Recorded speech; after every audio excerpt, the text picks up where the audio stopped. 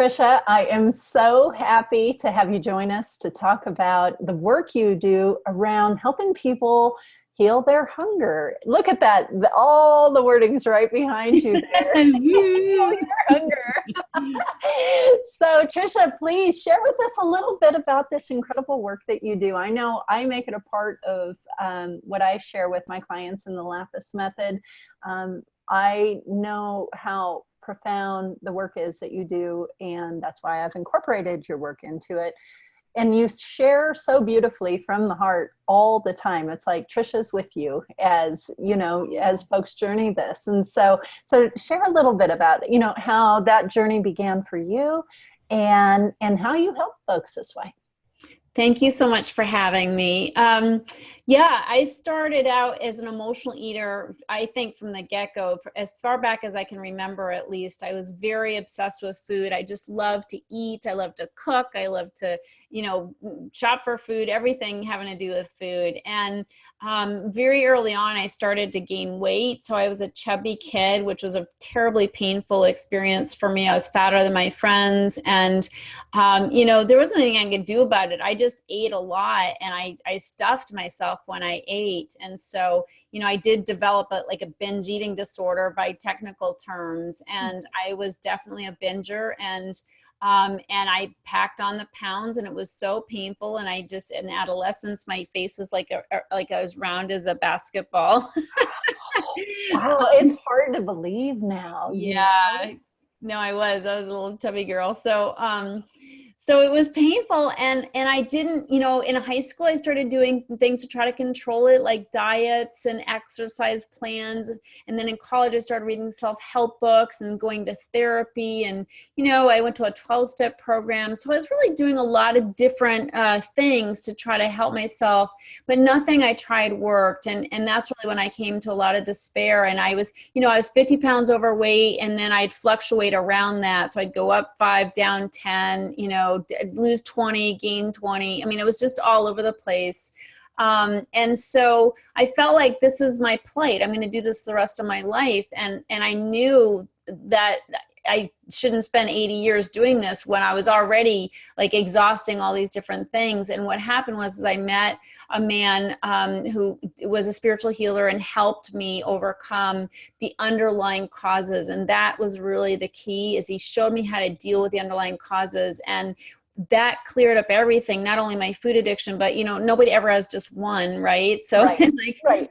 Other things, I, sort of skate around other addictions as well. But when you go deep enough and deal with the underlying causes, then you don't need to use a fix for anything, because you're not trying to fix anything. You feel good, you feel right. good. And Yes. So that's what happened. And that's really what Heal Your Hunger is about, is helping people face, address and heal the underlying causes, because just doing one diet after another is never going to get somebody where they need to go. I mean, that's why 98% of all diets fail. And I really think it's because of the fact that we're driven to eat, even though we know better. It's not like people are lacking in nutritional information. I mean, come on. I mean, we could get a PhD in what we, with all that we know, but the fact is, when it comes to, the actual compulsion overeat, we can't stop ourselves. And that's really what Heal Your Hunger is about, is helping people, deal with the underlying stuff and make very important lifestyle changes so that they no longer feel compelled to eat. And then it's just a neutral thing for them. Oh, that is so powerful, because it takes that fire out of it.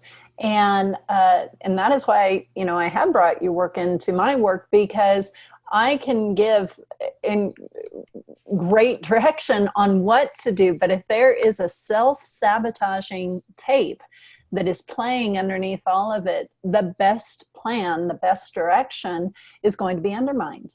And again, you share so lovingly, and just with joy in your heart. And to me, that's so incredibly important, because I think there is so much judgment, self-incrimination, shame, frustration, anger that people put on themselves when, you know, they invest in something, they really want to do their best, and they still can't get beyond it.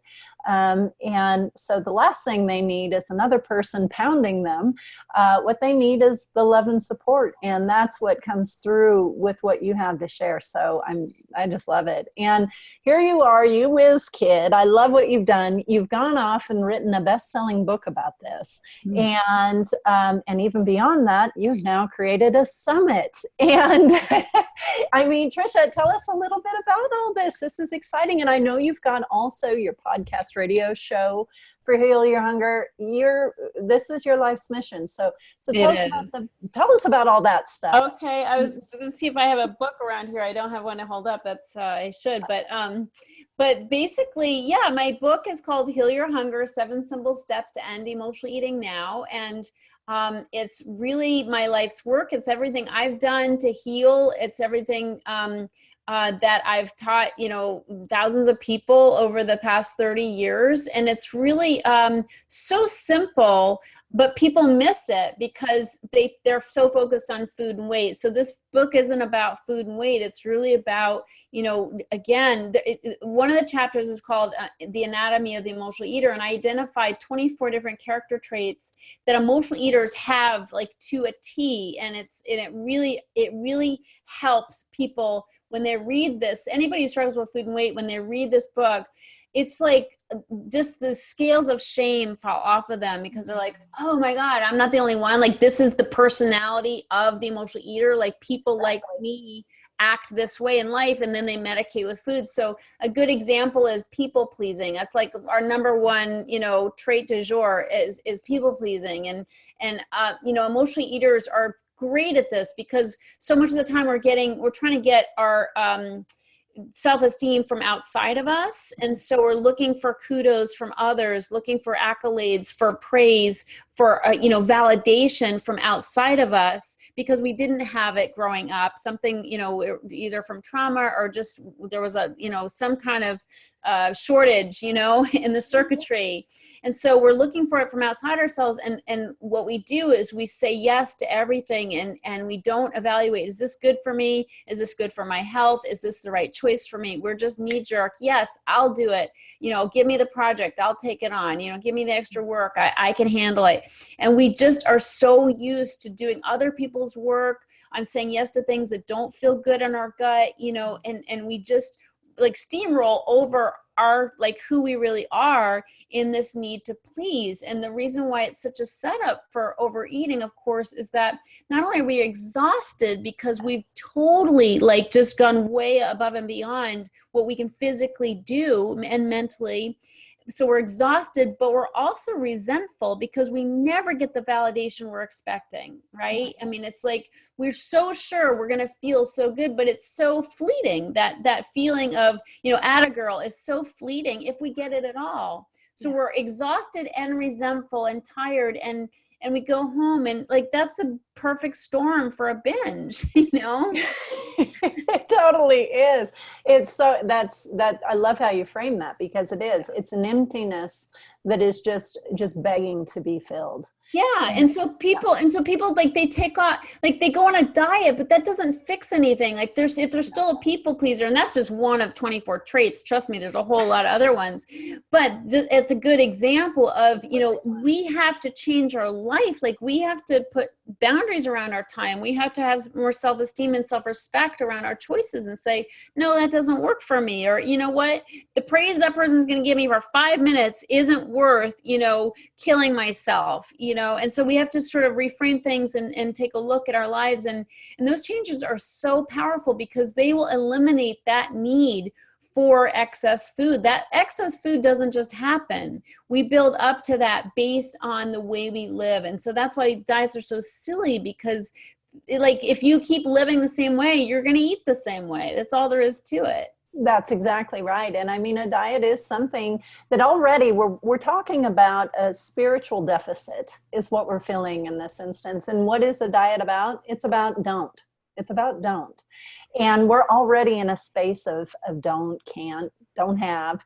And so it is destined to fail in that regard. Yeah. So it is, it's about a lifestyle change, and for many people that root node of lifestyle change is how they relate to the world and respect themselves differently. So I love, to me, out of all those 24 traits, I think that was a really, really potent one to share. Thank you. So Yep. that's excellent. And I know that in the book, you've got the checklist, and then in your wonderful way, you share with folks what to do with that information. Yeah, and I I have love a that. I have a course called Seven Simple Steps to End Emotional Eating Now, and that really the book is amazing. A lot of people have told me they've made huge changes in their lives based on the book, which is fantastic. I personally generally can't just do what's in a book and get where I need to go. And so what I've created is a program where there's a Heal Your Hunger community of just it's a private group where people who are going through these 7 steps can talk to each other, share their wins, share their struggles, and I have a call once a week. So there's a lot of support, and not to mention the course itself is laid out all in video format, so people can actually take it piece by piece through the videos. So this support and this community is so supportive and helpful in helping people really implement these 7 simple steps. And that's such an important thing, because like with the Lapis method, that has turned into a 6-month program of coaching. And the reason for that is because short of the community there, the way that other people relate to us in our life is the way that we've allowed them to relate to us. And so there's going to be this continued behavior around us and toward us, and an expectation of how we are going to behave and respond to things. Yeah. And so if we don't have that framework of a touchstone of community to go back to for our new normal, our new healthy normal, it's very reasonable that we could easily slip back into old patterns just cause, we may There's know. no question. Yeah. Nobody can do this alone. The food struggle. I mean, we have to eat every day. It's like, if you're an alcoholic, you put the plug in the jug and that's it. Not saying it's easy. I mean, we need community for overcoming alcoholism as well. Correct. But it's a whole different animal than speaking of animals. I mean, food is like a dragon that we have to take out of the cage 3 times a day, That's right. wrestle to the ground and then put back in the cage. Well, that's not going to happen with, just ourselves. We need support. And so it's vital. And one of the steps actually in my 7 simple step model is connection and community, because it's actually essential. Like, it's essential that we have community in order to overcome this. And studies have just proven that, that when there is community support, I mean, Weight Watchers figured that out a long time ago, not that Weight Watchers works, but, But it's true. It's that foundation of community. And I think that that's one of the most potent aspects of it, to be honest, because some of the nutrition attributes I'm not so keen on, but so that's terrific. And I'm not surprised. I mean, you've lived this, so how important that is. So I love that you have that built in.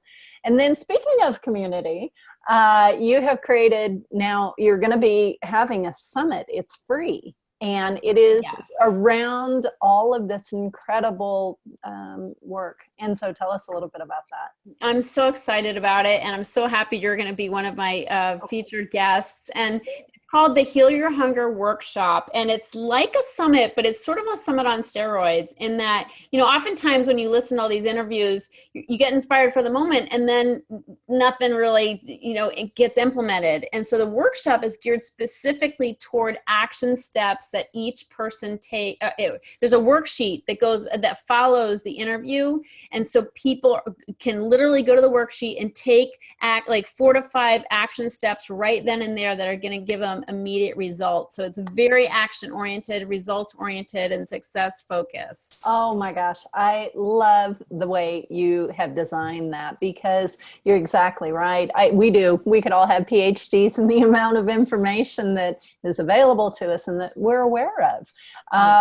But to have those action steps, where that drives us back to the information and helps us reflect and see it in our own lives and the ways that we can begin to enact the change. I love that. And so you are right. This is a summit on steroids. And so when's the content available? It will be launched on October 2nd. Oh, this is exciting. Okay, Yeah. great. Well, of course, I'll have a link for it. Right. And we'll be sharing that and asking folks to share far and wide, because this is something that a lot of people don't even maybe recognize that this is an issue for themselves until they maybe see themselves a little bit in some of the materials. So this can be truly a transformative experience in ways that we can't really anticipate for folks, because think of, the ripple effect that comes from this degree of change, just as you said in your life, Tricia. I mean, how all those other kind of strange little addictive patterns, they were cleared up with this work. Absolutely. I love that. I mean, Yeah. because to be free of that yoke of that challenge, this just gives a person a whole new lease on life. You bet. And I actually, just so people know, if they're interested in my program, when they register, they'll have an opportunity to get my 7 Simple Steps online program, plus, access the whole workshop recordings for like the most incredible deal. So I just sort of give people a sneak peek into that, is that if that's interesting to you at all, if you want that kind of support, you're going to have access to that at like a price I couldn't possibly ever offer at any other time. So just so people know. And that is true. You and I have talked about that. This is such a special price point that you're offering this at, but it again speaks to your heart. You are a woman who's here for the love. And so thank you for coming out and sharing it this way, my friend. So thank terrific, you. Tricia. Thanks, dear. Excited. Me you too. take care. All right.